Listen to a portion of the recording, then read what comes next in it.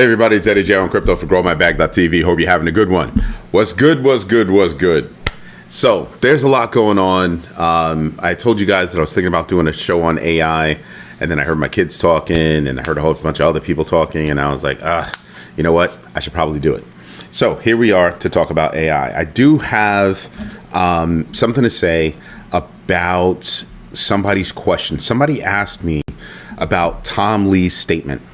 Tom Lee of Fundstrat, also of, Bitmine Immersion, or whatever the company name is, but really Fundstrat, said that the U.S. should buy a treasury firm if they truly want to establish a crypto reserve. It doesn't mean they will, just means that he believes that if they're serious about it, that's what they should do.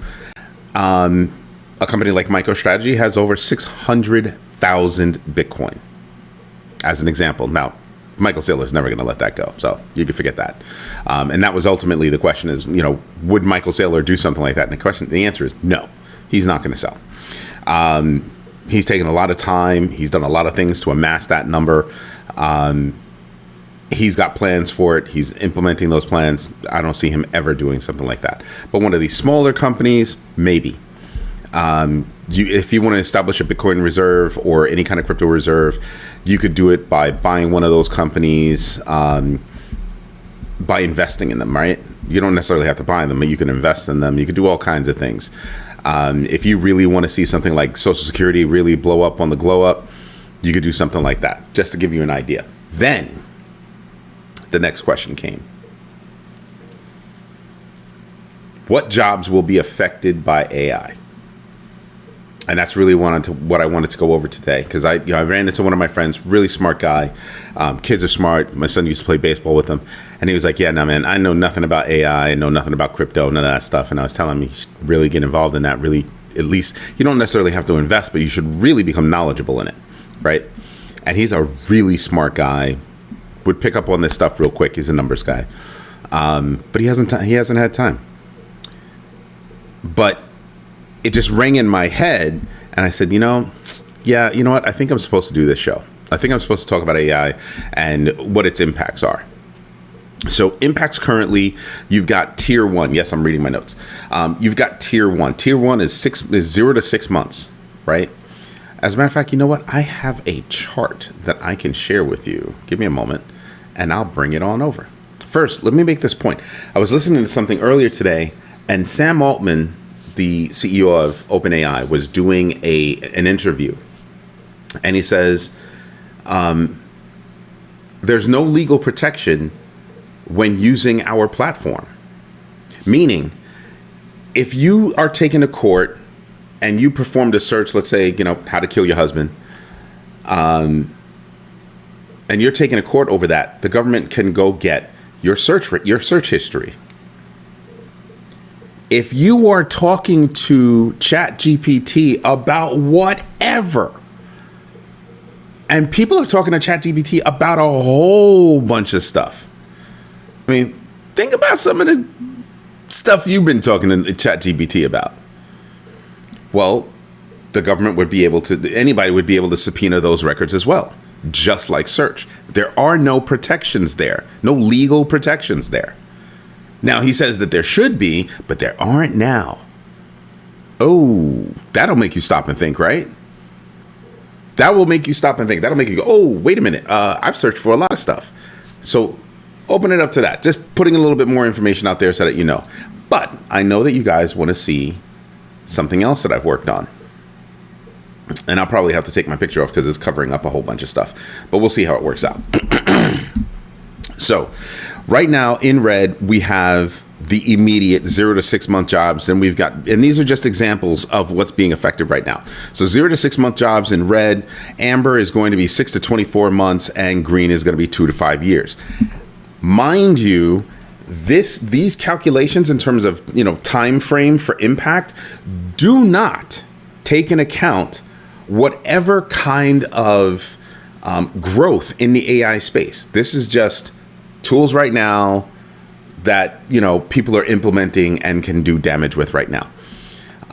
By the way, there is a question and answer. If you have a question, you can ask it, and I'll try to get to that. All right. I'm just going to stick to the questions. First question, I've dropped it in there just so you guys, get an idea. First question, what job would you like me to evaluate? And I'm looking at all these jobs right now, right? So if you do customer service or call center, you're going to be affected, right? Depending on what level you are, you're going to be affected. If you're level 1, or let's call it, the lowest level, when you walk in the door, level 0, level 1, you're done. You're done. I can give that to a chat bot. I can give it to, even a vocal chat bot, an audio chat bot. Think about that. I could even give it to a video chat bot. This is how far it's come. That's happening right now, right? So you can see, here's the job, here's the time frame. Then you have the standard occupational classification. That's the SOC code that you might hear referring to your job. You can look that up on the Bureau of Labor Statistics, BLS. You also have the estimated salaries for these jobs, okay? You also have what the AI impact is perceived to be. So if you're looking at customer service and call center jobs, chat bots, voice bots, replace routine tasks. That's right. They will replace all that low level stuff. So 0, 1, a little bit of level 2. There's going to be a big hit there. There's going to be a big hit there. And look at the salary of those jobs. And some people are saying, oh, well, that's not a lot. When you look at these salaries are on average across the United States. These are average salaries. They're not the highs. They're not the lows. They're average. So they're going to take the extreme lows. They're going to take the extreme highs. Rock on. Okay. Basic content writers. Yeah, that's a wrap. That's a wrap. If you're a content writer, you had better learn how to use AI to help you generate a higher value, of content, right? Meaning instead of just writing cursory things, you can take a deeper dive and do something like that, and that will give you more robust and rich content. That's really what they're looking for. Then you have data entry clerks. Yeah, sorry to say, form filling out, all that good stuff. That's why I said paralegals, anything in the legal profession, anything in the medical profession, they can take a hit. On the administrative side, they can take a hit.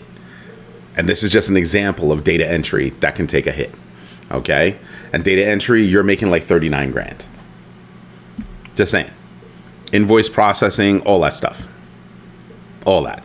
Transferring of data from one application to another, via forms and stuff like that. You're going to take a hit. Dead serious. You're going to take a hit. Transcriptionists. Yeah, that's about a $42,000 job. AI handles meeting notes, captions, transcriptions. Now, I want you to think about this. I want you to think about this one. This one is really big because if you're a project manager or a scrum master, that's the bulk of your job.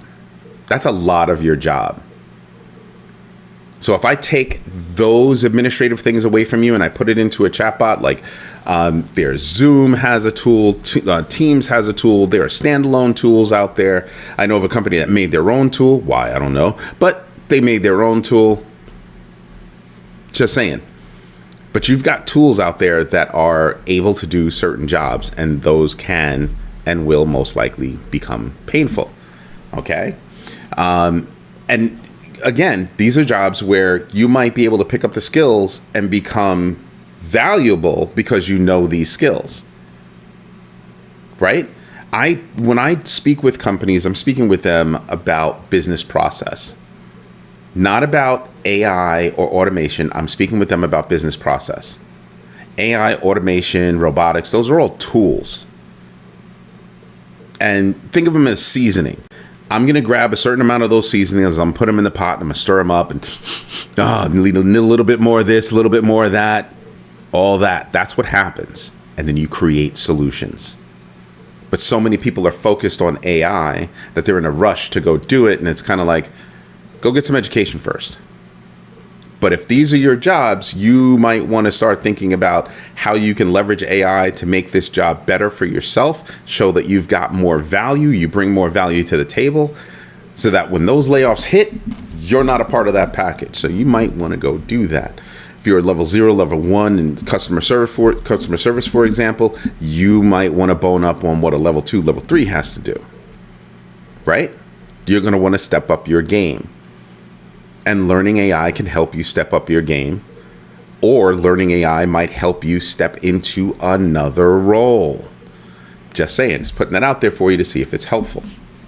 Now, you've got template level designers, right? And template level designers, I don't need that person anymore. $50,000 out the window. Basic translation out the window. Meaning I don't need it to go to court. I just need to understand who's saying what. What does this document say? What are the salient points of this document in another language? I can do that. $55,000 job out the window. I don't need that anymore. For something that requires live in-person translation, okay, yeah, you're going to have a job. But that basic paper-based, digital-based translation, yeah, nah. Where I parked my car downtown, they had a new employee and he does not know English. Right? Does not know English. Sorry, sir, I don't understand what you're saying. Can you say it again into my phone? Now, me personally, I don't like having a phone shoved in my face, but I thought it was really cool that this guy would, understood the assignment, understood I'm not familiar with the language. I don't want to mess up because this is the signal that I got. Superseding my opinion that I'm not happy with somebody going, hey, can you do? Yeah, I'm not. But he was so nice. I said it again. It translated. He was like, oh, okay, got you. Because I'm like, my biggest thing, I'm a big dude, right? I'm a big dude. So if you're parking my car, if I even let you park my car, you might have to move the seat because you're a teensy weensy little guy. I tell these people, scoot up on the seat. If you're gonna move my seat, look to see if there's a number 1, number 2, and make sure that you put the seat back to the way I want it, right? Don't have me climbing in my car and the seat's all the way up. That's just my pet peeve, right? Because that means I shouldn't tip you. That means you're not worth the money for me to tip you. You didn't do a good job. Just saying. But he was smart enough to say, hey, I need quick translation. Bam.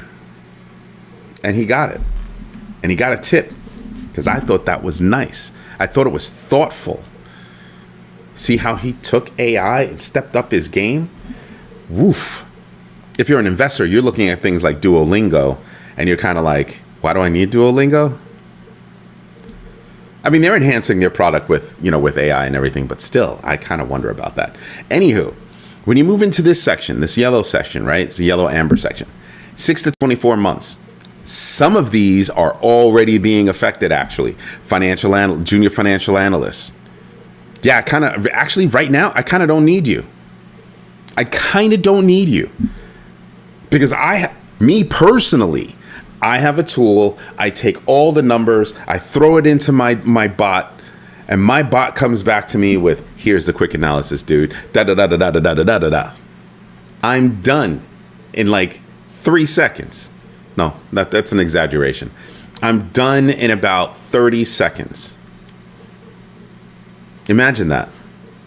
In 30 seconds, I have evaluated a stock, an option, a bond, a treasury, crypto. I've done my evaluation, or it's done the evaluation and has been able to give to me ideas about this particular coin, and I can choose to take a deeper dive or not.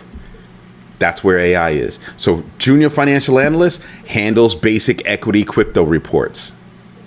Yeah, I don't need you anymore. I don't need you anymore. Now, when you see junior, basic, entry level, that's exactly what some of these jobs are. Entry level positions.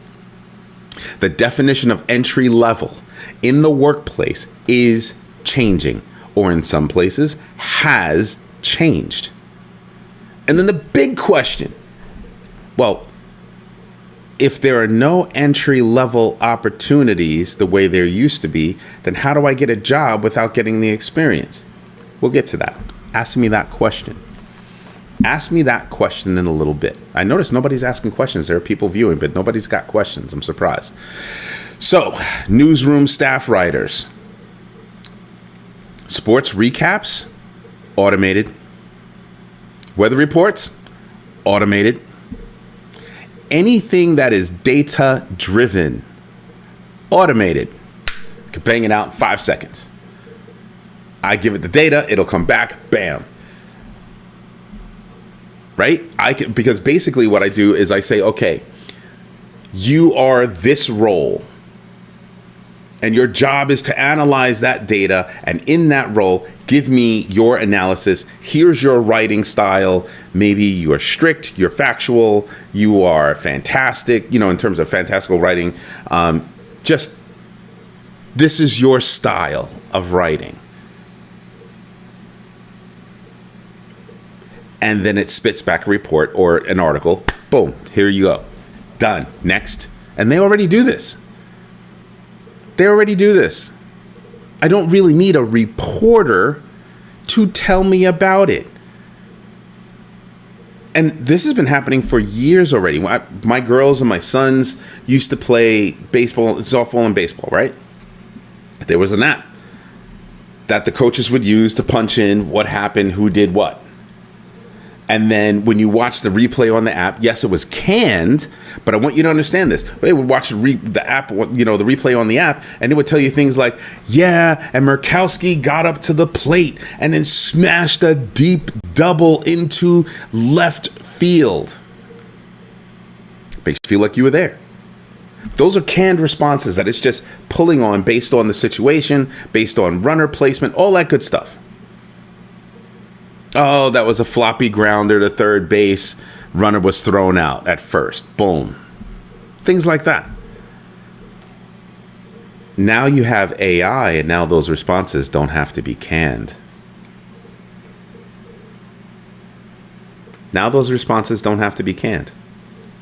Think about all of the games that have already been recorded.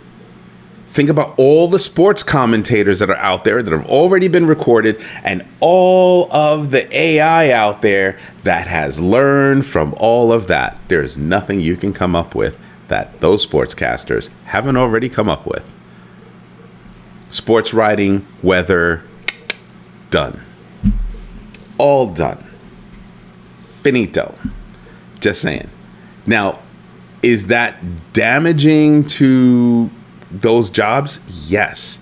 Is it a loss for us because we no longer have that kind of human kind of thing going on? If you do it right, you won't even know that a computer spit that out. Sad to say. Medical transcriptionists and coders. AI automates medical record processing. That is related to data entry clerks above. But look at that salary, $42,000 for that. $50,000 for HR screening and recruitment assistance. There are companies out there right now that their first level of recruiting, I'm talking about recruiting companies, not even the companies that are looking for people, the recruiting companies. Their first level of contact is the bot finds a job. They tell the bot, hey, here's a job, here's a stack of resumes, match the job to the resumes or match resumes to the job, contact those people, gather this amount of information, let me know their ranking or actually don't only tell me the 3, 4, and 5-star people. Maybe you're worse. Maybe you only want the 4 and 5-star or just the 5-star people. And then the bot sends you an email. The bot sends you a text. The bot even calls you. This is in the field right now. This isn't 6 months away. This is in the field right now. The only reason why I'm saying it's 6 to 24 months is because, well, some companies could afford to have that kind of tech, and other companies still need to employ people. But when you look at that HR screening, yeah, 50 grand gone.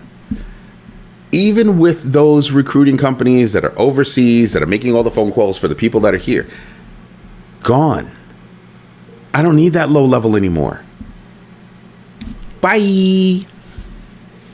So then it's going to wind up being, here are your recruiters, and maybe instead of having 10 recruiters, you have 1. Sounds crazy, but look at some of these low numbers. At $50,000 times 10, I'm spending $500,000 a year. Now, all of a sudden, I'm spending only 50 compared to 500. Aha. And pretty soon, that one person is going to wind up going away, too, unless they bump up to another level. See the impact?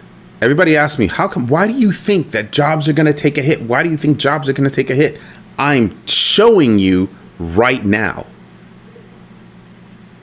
I'm showing you right now. You want to know why there's a GMB in the middle of that? Because I did this report. I did the work and put this report together. Can other people do it quite easily? Yes. Yes, of course they can. My issue is somebody's going to take this report and put it out to the world. And I'm like, I want the credit. I did the work. You didn't. Give me the credit.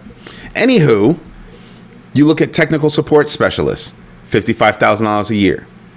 AI troubleshoots common issues before you get to a person. Now, this is more specialized than your regular customer service and call center agent, which is making $38,000, right? Do you see how these things start to tie together? Do you start to see the overlap? So for all those people out there that are sleeping on what AI can do for you, and the reason why I'm doing this is because all of this affects our bags. That's why I have salary in there. That's your bag. That's your bag. And there are a lot of people out there that are sleeping, that are about to drop their bags because they refuse to step up their game. How you figure? What are you doing? What are you talking about? Let me switch over to the other list. See if there are any impacts. Oh, go Fatima in the house. I'm sorry. I'm looking at two different lists. I'm looking at the questions and I'm looking at a whole bunch of other stuff. Go Fatima. Thank you for that feedback, and hello and happy Saturday, Paula. So yeah, looking at all of these things, I'm sitting here and I'm kind of like, yo, what are you doing? You're about to drop your bag, and these are big business. Paralegal document reviewers. I no longer need you. That's a $60,000 a year job. Sorts, e-discovery, scans, contracts. Done. I was a consultant at Goldman Sachs, at Becton Dickinson, and literally we had a whole system that did that. We put all their contracts into this computer system, and the computer system made it so that the system would be able to bang out contracts based on certain things that you filled out. That was without AI. Oh, now you're starting to get it, right? Imagine with all that data. Before it was just contracts is out there, paper contracts. Now they're standardized. Now what can I do with that? See where I'm going? It's far more impactful than you think. Far more impactful. All right, let's get back to it. Then you've got entry-level legal researchers. This is some of the work that paralegals do. Summarizes case law, precedents. Just saying. Paula, that's an unnecessary comment because who cares? You're retired. You don't have to worry about it. Except for one problem. Your world changes. You don't need to worry about these jobs, but whoever you're dealing with had people that are doing those jobs. So whether you're retired or in the workforce, it's going to affect you. So yes, it affects you. Go to the doctor's office. I don't need that young lady sitting there checking me in.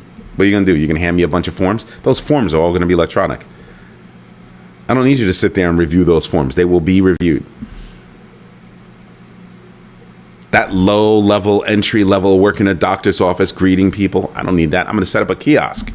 You'll punch in whatever it is you need to punch in. It will take everything, throw it into the right files and all that stuff. Boom, off to the races. Of course you can ask questions. That's why we have a Q&A on the other side. In case you don't realize, there is a Q&A section on the other side. You can ask questions there. That's why I'm flipping between the live chat list and the questions. Is a live Q&A. Feel free to ask your questions. They pop up to me. I will see them and then off to the races. So, and if that doesn't work out for you, yeah, just drop them in the live chat and I'll see it there too. So when you see these things, of course it's happening where you live. Of course it is.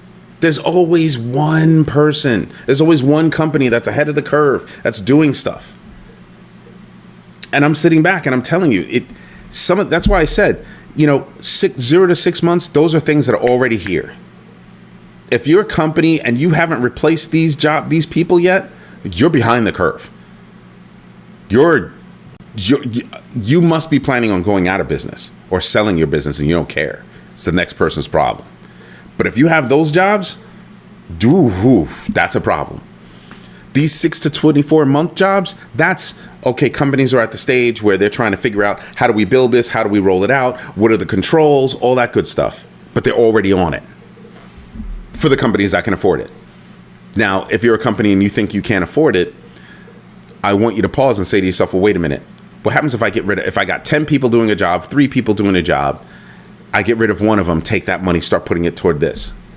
It's going to be painful. Managers might have to step up a little bit, but at the end of the day, I will have a better system. I will have a smarter system, and whoever works for me will have access to the system, and we'll all step up a little bit to handle more, do more, achieve more goals together. You don't always have to fire people. You can always think about how you might be able to upskill your people. You can always think about how you can upskill your people. That's the first thing I do when I walk into an office. I don't want to hear about technology. I don't want to hear about what you think the answer is, because if you knew what the answer was, you wouldn't have called us. That's what I tell them. And I say it very nicely, but I really do mean it. They just think, oh, AI, automation. Oh, yeah. Oh, yeah. Oh, yeah. No, be quiet. Go over, because what you think the problem is might only be a symptom. Yeah. Now, I will tell you that customer service intensive jobs, those probably are never going to go away. That's that personal touch that is necessary. But in those situations where customer service is not necessary, I don't know, think any company you get a service from, cable provider, telephone company, electric company. You're calling your plumber to make an appointment. He doesn't need anybody to do that. He's got AI that can handle all that. Put it on his schedule, or her schedule, just saying. Yeah, all that stuff, unnecessary. Going off to the races. So social media managers, basic ones, yeah, let's scroll over. $50,000 a year job, manages content calendars and trend monitoring. Don't need you. You need something that's going to go out and analyze all the popular social media, platforms that your company prefers. Oh, AI can do that like this, tell you sentiment about subjects, and then give you an idea about how to make something go viral by, here's an idea, here's a trending topic, and here's an idea for something you can do to get in on that. Yeah. So don't need you.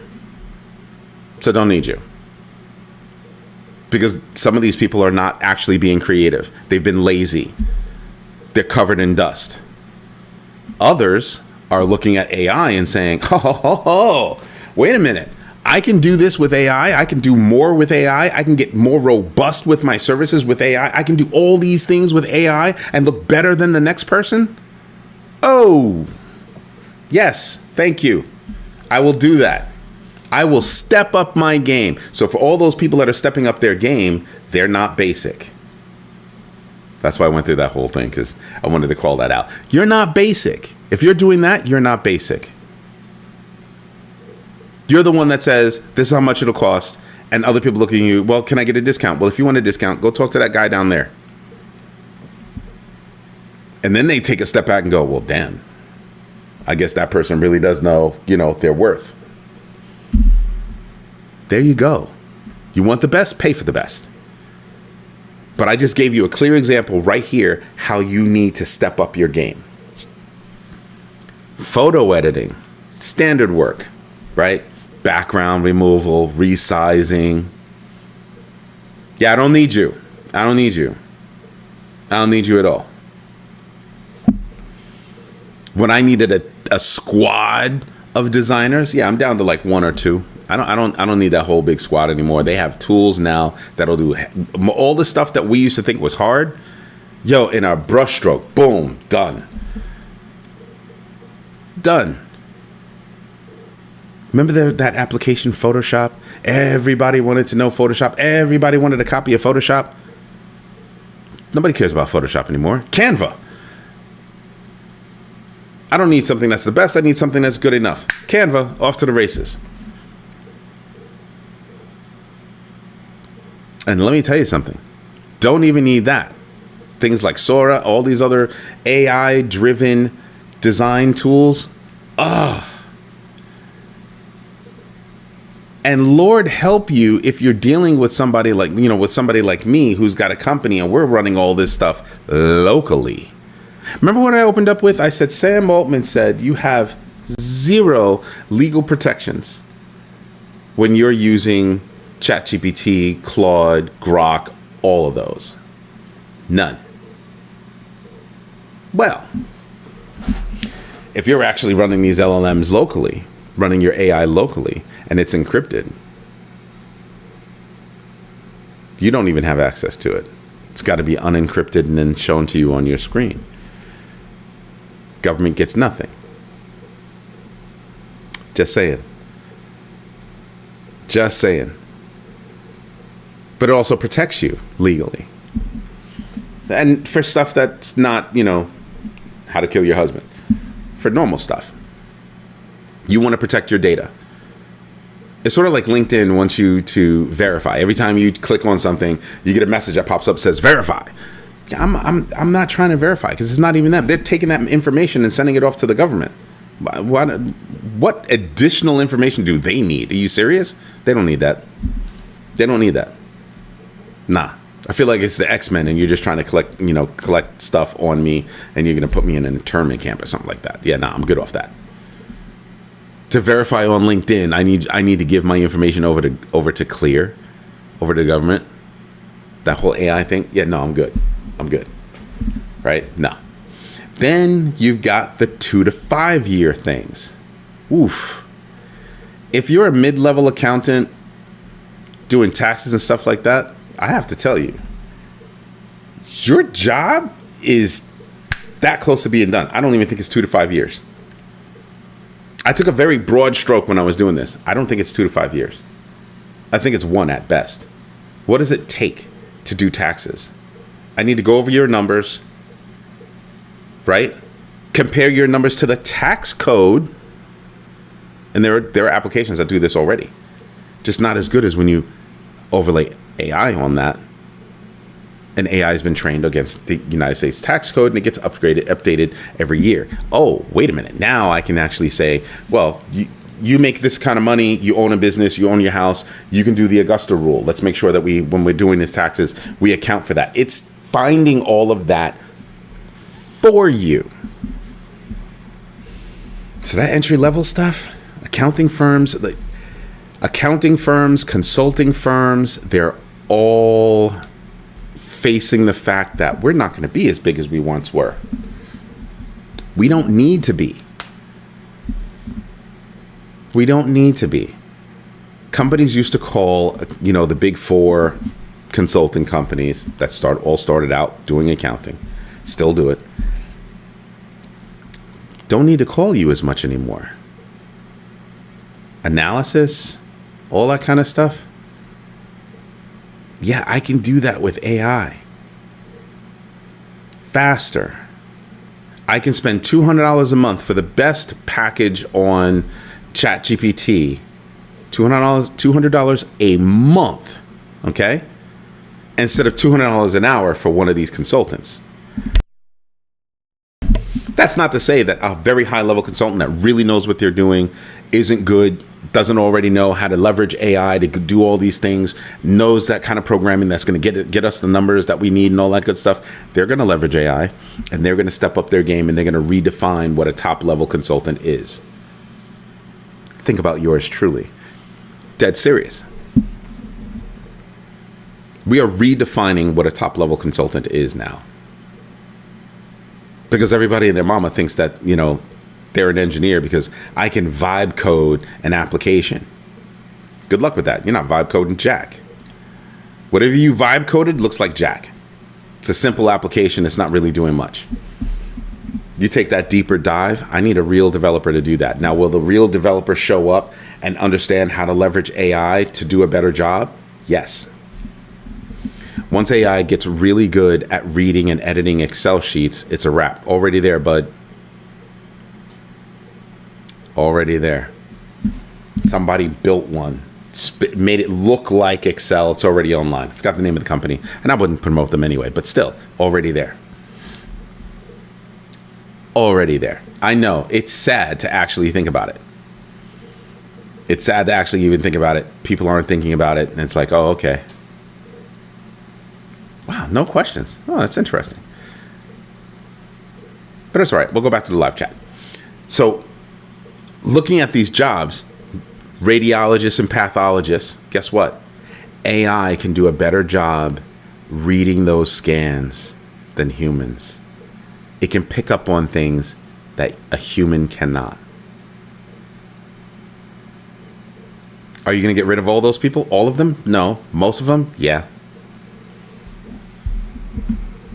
If I've got the right system built, I can even get this done faster. You ever go to the hospital and they say, oh, well, it'll be a couple of hours, the x-ray person, the person that needs to read your x-ray isn't in here right now, and the doctor needs to get with them to understand blah, blah, blah, blah, blah, blah. The doctor will be standing right in front of you and get the results in 5 minutes. Bam. You take the images and it'll already show up on the doctor's freaking phone. Bam, it's already been analyzed. Bam. Okay. Want to make sure that, it's actually read right? Okay, you can still give that to somebody else. Okay, cool. But that doctor has a preliminary. Even if you said, I want a human to review all of that, the doctor can say, I have a preliminary. This is what it is. The doctor can make a determination of what are the chances of this being wrong. That fast. I'm sorry. How much was that? Radiologist, pathologist, yeah, that kind of stuff. Yeah, pathologist. Sorry. $300,000 salary. What? Mid-level accountants, $70,000. Software QA testers. What? Yeah, unit testing, all that kind of testing. I can give the bulk of that over to AI, and whoop, there it is. So when I sit back and I look at all that, I'm kind of like, yeah, you people have no clue. Not some clue, but no clue. Now, am I going to have AI write code for me? Probably not. Probably not. Will I get suggestions from AI? Yeah, I'll do that. Because the code might be wrong, but the idea of the code might be right. And with a lot of developers, that's all they need is, oh, I see where they're going. I see where it's going with this. That kind of makes sense, but I wouldn't write this and I wouldn't write that and boom, boom, boom, boom, boom, and let me do this. Next thing you know, I'm there faster. They're there faster. Dead serious. Administrative assistants. You have no idea how valuable administrative assistants are. That $40,000 number right there, that has got to be the lowest number. Admins make way more than that. Or can make way more than that, depending on who they're working for and how much money they make. But let's take a look at that. Manager scheduling, email triage. Remember when there used to be secretaries? And then secretaries turned into admins. And then you had executive level admins. That takes away a lot of the work that they do on a daily basis. What I need an admin for if all you're doing is juggling my schedule. I can juggle my own damn schedule. Crazy, right? Absolutely nuts. And people look at me and they kind of go, what are you talking about, Eddie? This is what I'm talking about. This is what I'm talking about. You've got copy editors and proofreaders. Again, you go back here to, where is it? Newsroom staff writers. Transcriptions and coders. Yeah. Copywriters and proofers. There you go.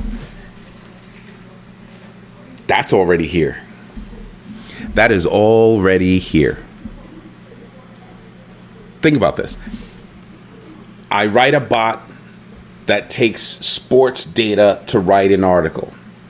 It needs to be proofread. Makes sense, no? Do I have to give that to a human? I do not have to give that to a human. My daughter is walking out the door and my dog is losing his nuts. Stitch, come. Stitchy. He hates when my daughter walks outside. He can't stand it. Goes absolutely bonkers. Anywho, When you look at these things, basic this, basic that, I've written something, I can have a human review it. I can have AI review it as a pre-check to even having a human read it. Do you know how easy it is for an editor to edit something?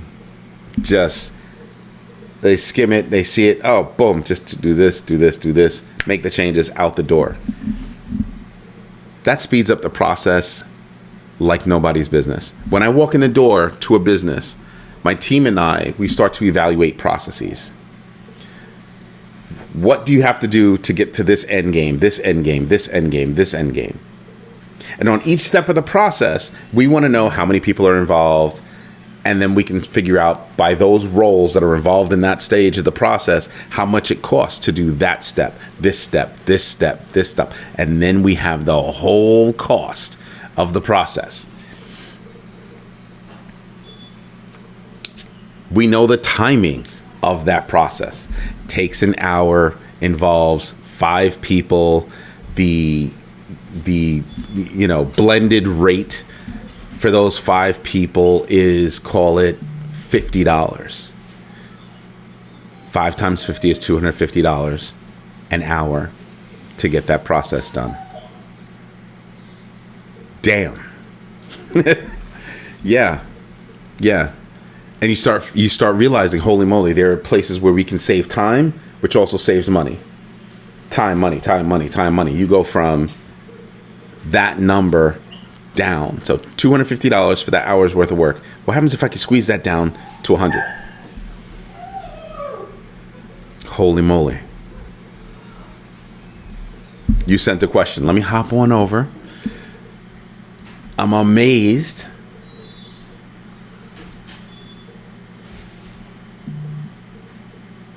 Why is it not? This is crazy. You sent the question, but I don't actually see the question.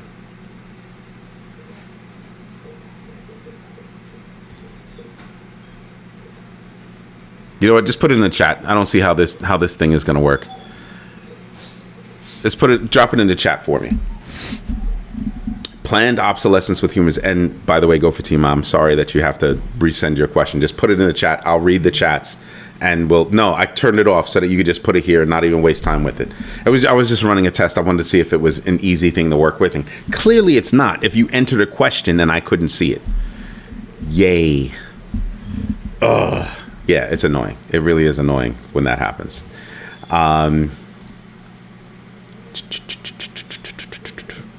Okay. So Red Star says planned obsolescence with humans. But it always is. It always is. Pen and paper turned into a typewriter, turned into a word processing unit, turned into a computer. Right? You used to walk everywhere. And then somebody invented the wheel. You figured out how you could put things on top of a wheel and roll on. And you just keep going with that. Just saying. Go for team, and now I'm dying to know what the question is. Come on, hurry up. And she's going to smack me upside the head. So you start to realize, holy moly, there are a lot of jobs out there, well-paying jobs, middle management, operations, aids in workflow optimization. Hell, I need you for. You go to your job and you have different levels at your company. And sometimes you look at the people at this level and you kind of go, why are you here? What do you do? You don't really do anything. You're not helping anybody. You're not solving problems. You're pushing paper. Maybe you're making an introduction, if that. But you're not really doing anything. Why are you here? Gone. Gone. $90,000 out the door. Gone. That's not outsourcing. That's not importing an H-1B visa. That's gone. Let me get to this. How will AI impact the insurance industry? Ooh, adjusters. What can be done? That's 2 questions, young lady. What can be done to add value and become more secure with those positions?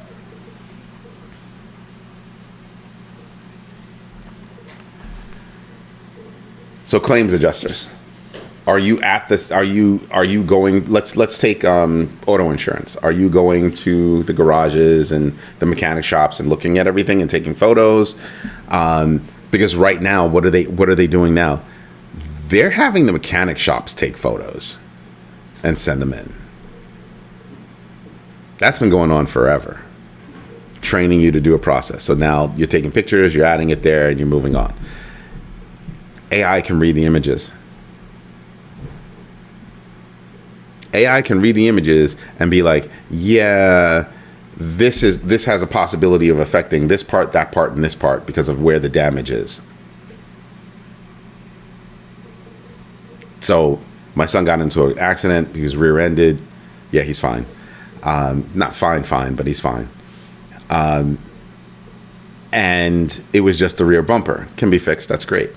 But because of the electronics that are in the car, radar, rear view camera, like all that stuff. And you sit there first, back in the day, was a bumper, not a big deal. Change the bumper. Yeah, that's not the case these days. It's a different world now. So she slammed into his bumper. The whole bumper had to be redone, and they had to replace the back door because he's got a tailgate. They had to replace the whole thing.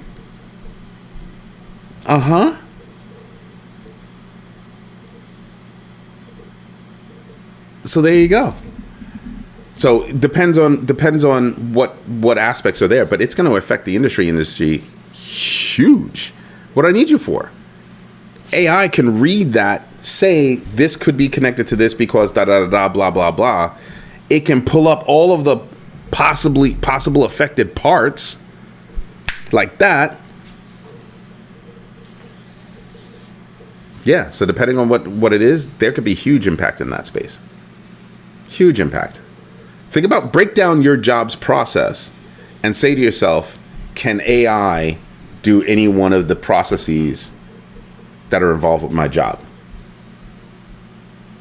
And then say to yourself, can I leverage AI to do a better job? Oh. And then, of course, look at, what's the next step in the process? Because I want to move away from being affected by AI. So where am I? Right? So I hope that answers your question. What can be done to add value to become more secure with those positions? Learn about AI. Learn how to leverage AI. You can use the free version of ChatGPT. And a lot of these platforms have free versions. If you're more technically inclined, you can actually run it locally to learn more about AI. And you can start to think about, how does this affect my job and all that stuff? You can actually ask AI, how would artificial intelligence affect my job? As a matter of fact, I'm gonna be funny. How will AI take this one and copy? I hope it doesn't mess up. So AI, going to my own AI setup. You can tell because it says Rebel Reach. That's my company. Just waiting for it to get there. It's weird because it normally moves a heck of a lot faster than this. It's crazy. It's really beginning to tick me off.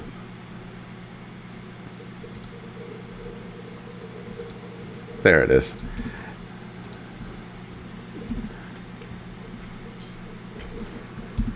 How will AI impact insurance industry? Let's call it claims adjuster. Actually, no, I'm going to do it exactly the way you asked it. And we'll use the latest version of ChatGPT, which is that. So all of this is hosted local, except for that GPT Nano, which is where we're taking our local version side by side, along with the ChatGPT version to compare what the responses will be. Let's see. Let's give it a couple of seconds. And I love the fact that AI actually wants to do a good job for you. Sort of. You know what I mean? Greetings, Turtle Bitcoin. Ooh, damn. Let's just read the bottom line. AI will be powerful enabler in insurance, especially for routine tasks, data-rich decision-making, and scalable operations. Adjusters will experience a shift toward higher value activities. See what I just said? Handling complex claims, applying nuanced judgment, negotiating settlements, meaning if you're going to negotiate with the local mechanic, given my car insurance example, and delivering empathetic customer service, all supported by AI-driven insights and automation. The most successful organizations will combine strong governance, ethical use of data, and continuous upskilling to maximize the benefits while mitigating risk. If you share your region or specific segment, it can give you more deeper information about that. But look how deep both of them went.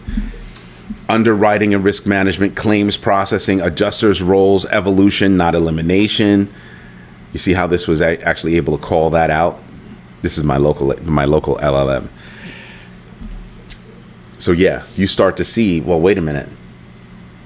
You can actually see how you're going to be affected. And you can see what kind of a deep dive you can take. So if I'm looking at claims adjustment, where AI is already making an impact, claims triage and processing, damage assessment, which is what I was just describing to you, remote inspections, which is also what I was describing to you, fraud detection, customer interactions. Now, fraud detection, let's go back to that. You could take your car to a mechanic, and the mechanic says, I'll take care of that. You just leave your car here. They go create a little bit more damage so that it looks like, yeah, they're pros. Some of these places are pros at doing that. Oh yeah, it's no joke. So all that customer interactions, underwriting and pricing support, catastrophe response. There's a lot of stuff where you can get there. Excuse me. You have under this skill field adjusters and versus desk settlement adjusters. You have the differences that are being called out. Wow. I want you to pay attention to something. So my computer was moving a little bit slow, but still, I mean, what was that? 2 minutes? We had to wait 2 minutes to get these two. Now think about this. These are two separate reports. And it thought for 24 seconds. This one thought and said, okay, so the user is asking how AI will impact the insurance industry and adjusters. Let me start by recalling what I know about AI in insurance. And it actually walks you through how it's thinking. Again, we're having this conversation today because we actually want to understand, how is AI going to affect our bags? And this is what we're seeing. So yeah, there's a lot that goes on there that you can see that, hey, there are jobs. You know what? I should switch back to jobs because I wasn't actually done there yet.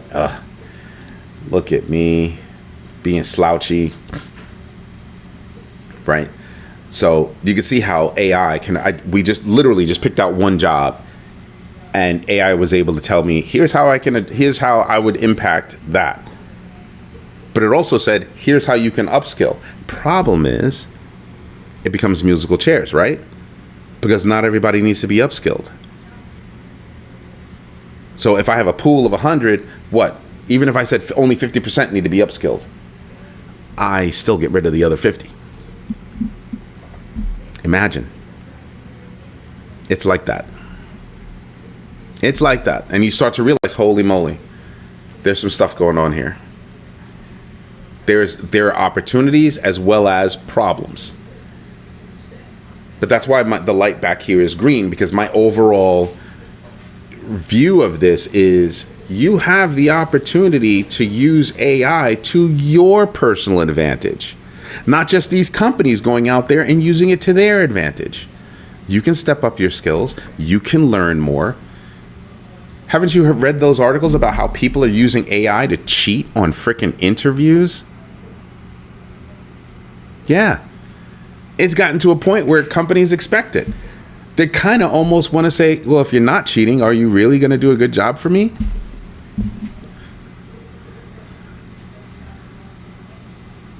I'm just saying. Go for Tima. When you say you want the opportunities, what do you mean? What AI is going to do, I think, is help you create opportunities. Start having those conversations. Oh, I've been using AI to learn more about blah, blah, blah, blah, blah. I've been using AI to learn da, da, da, da, da, da. And then I did some more research and yada, yada, yada. So it wasn't just me getting information from AI. It's me leveraging AI to help me in bettering myself. Employers look at that and kind of go, that's a go-getter. Get that one. Yeah. When I was younger, even now, if I'm in between a contract, if I'm not working on a contract, I'm learning new skills. What do you think? I woke up this morning and I was an expert at AI? No, I've been at it for years. Yeah. A lot of you don't even realize that you were using AI for years. It just wasn't put in your hands the way it's been put in your hands now. But you've been using AI for years. Google search, it's been AI for eons. Remember how when we were younger, when computers first came out, you doing text to speech and we were all cracking up over the computerized voice? That was AI.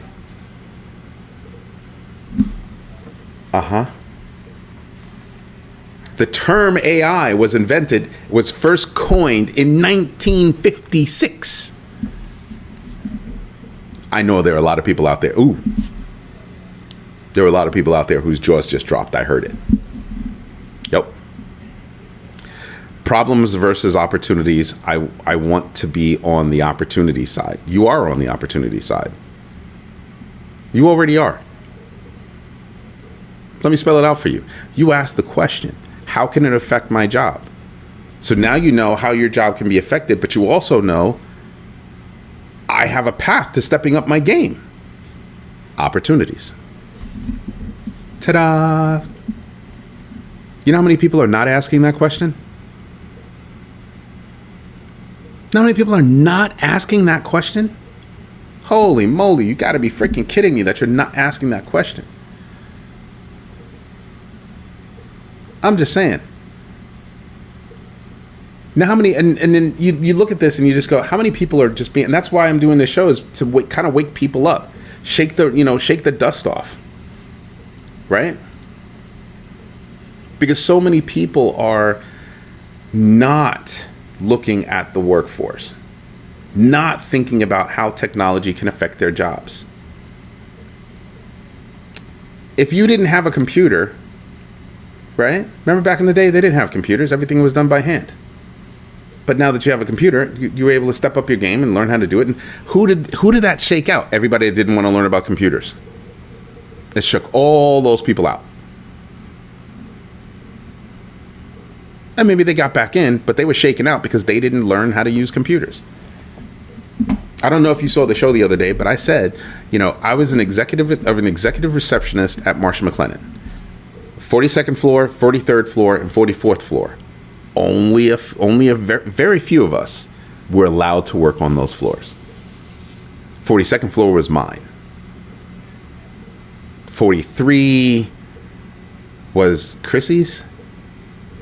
And 44, I can see her face. I totally forgot her name. And I was the first executive receptionist. First male executive receptionist at Marsh & McLennan. And my mother comes along and she was like, I know you're into technology and, got you a laptop. My mom got me a laptop. Ta-da. That was before Windows. That was before, Microsoft Excel. It was when WordPerfect was everything. WordPerfect was everything.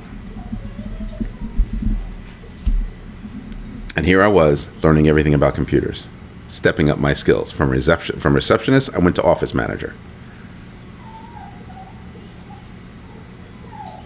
And then I decided to start my own company. So technology has a way of reshaping the world. It's just that this is a technology that can reshape the world, and it's coming along so much faster than other technologies in terms of public use. Think about how the internet changed business forever, changed commerce forever.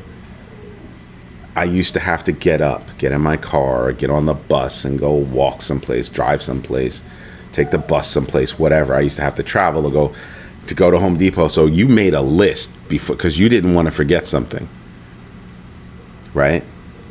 Now, if you forget something, if you actually went to a store, you just go online and you order it.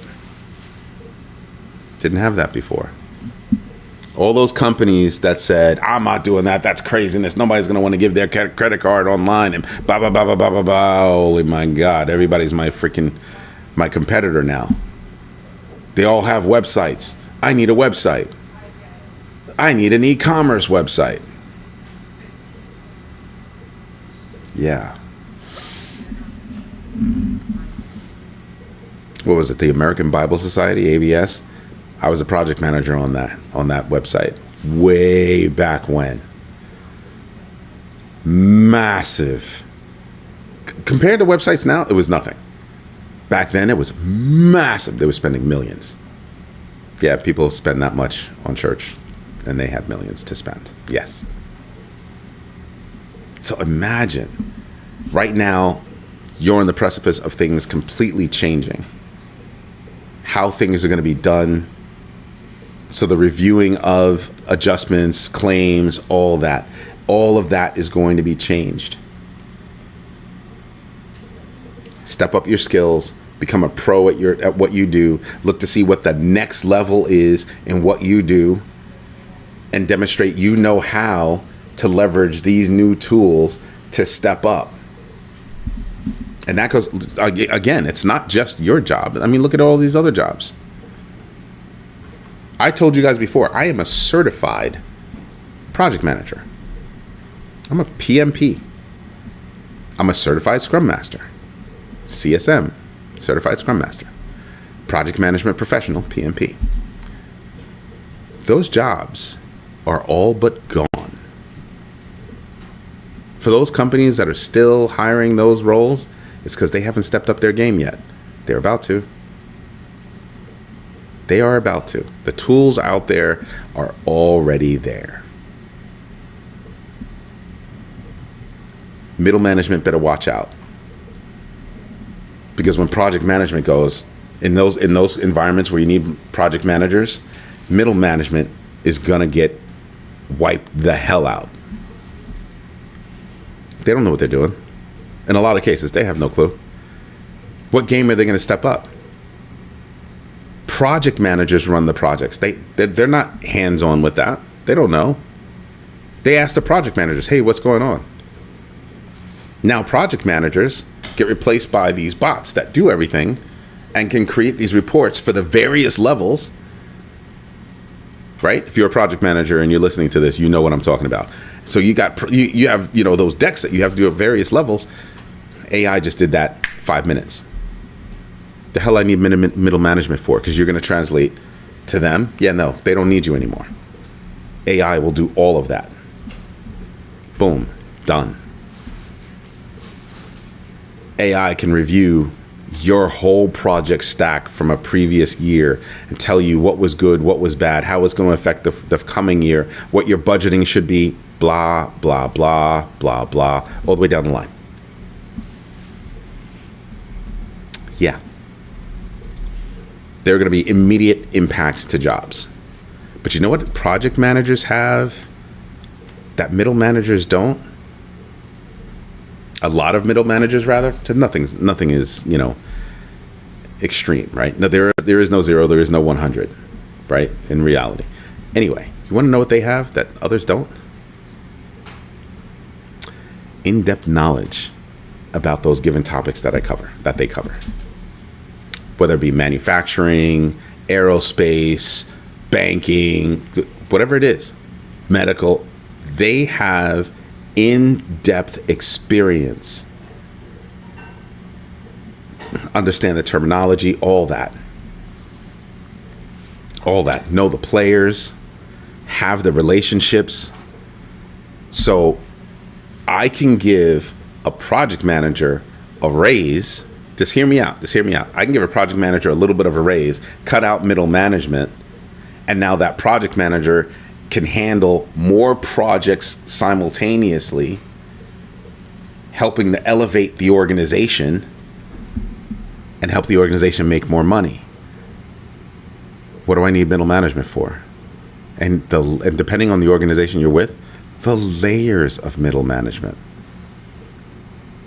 Now I can get reports that just come through and tell me what I could do, what I can't do, and then I can use my industry knowledge to make the right calls and all this good stuff, rejig that, rejig this, put that back into the system. System feeds it and goes, oh, okay, I see what you're doing, blah, blah, blah, blah. And then, woof, here are the new projects. Here are the projects that are going to make the most impact. Here are the projects that are going to, even save us more money, have us avoid costs, avoid risks, all that stuff. Increase capabilities. It'll help you make the right calls on things. So you see how, yes, there are problems. There will be immediate job impact, job losses. But there are also opportunities for those that actually understand the business processes behind all of that. Are there opportunities for everybody? No, but that's why you upskill. That's why you switch roles. Now's the time to start thinking about it. Do it before it comes to you. Do it before it comes to you. Start doing that research. Do your own research. Know your entries and exits, and absolutely invest deliberately. I'm about to crack all you people up because now you're thinking, we weren't talking about money. We're talking about you earning money. We're talking about you doing your own research on your job, stepping up your skills, knowing your entries and exits, right? Knowing that I need to step up my skills or I'm going to exit. If I step up my skills, I know how to enter into a new role or safety in a new job. Invest deliberately. I always tell you guys, this is your first investment. You are your first investment. So back to Go Fatima. The fact that you were asking those questions, the fact that others were asking questions as well, that's where it is. That's where it is. Now I could take a deeper dive into it all. I could walk you through why I'm running, a local version of AI over here and using a public version of AI over here. It's because I'm evaluating. Just because you have more text on the right-hand side, it doesn't mean that the text on the left-hand side isn't valuable. Just more concise. Now the truth is that when I come down here, I can actually merge those results into a single result and then work from that. But I like evaluating. Something else that you see. What specific skills or training will adjusters need to effectively collaborate with AI tools? Do you see how I have these set up to actually give me suggestions on what to ask next, how to interact with AI? And I do it on both sides. I do it on both sides. I mean, we've got things right now that will create high-res images for us, that will do all kinds of low-level work for us, and we're able to hand that off to a bot to go do that, frees me up to go do other stuff. I didn't fire anybody. We created bots to take care of simple things. Those simple things were taken care of. And we all get to take that information and step up. Yo, Hutanic in the house. So when I look at these things, there are ways to step up your game. And you're going to have to. I know it's scary. I get it. Don't be scared. Or be scared, but do it anyway, is what my mother used to say. At the end of the day, it'll make you better. I used to be scared to ride a bike. I did it anyway. I was never scared of computers. I was always into tech. I was scared of eating spinach. I did anyway, and now I love spinach. I grow my own spinach. I have a fear of something, I'm going to do it anyway. It doesn't mean I'm brave or anything else like that. It just means it needed to get done. And at the end of the day, I believe that getting it done would be better for me. So I'm asking you to step up your game. Do your own research, know your entries and exits, and absolutely invest deliberately in yourself. Because you don't want to get out here and fumble your bag. That's how you're investing.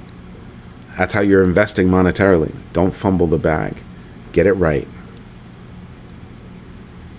Everybody, this is Eddie J on crypto for growmybag.tv. I hope you like what I'm doing. If you do me a favor, drop me a like. Tell your friends about this community, because this is the only community out there that's literally sharing information with you, whether the market's up, down, going sideways, to help you do better. Everybody, thank you for your time. Thank you for your patience. And absolutely, thank you for your trust. Have a good one, everybody. Bye-bye.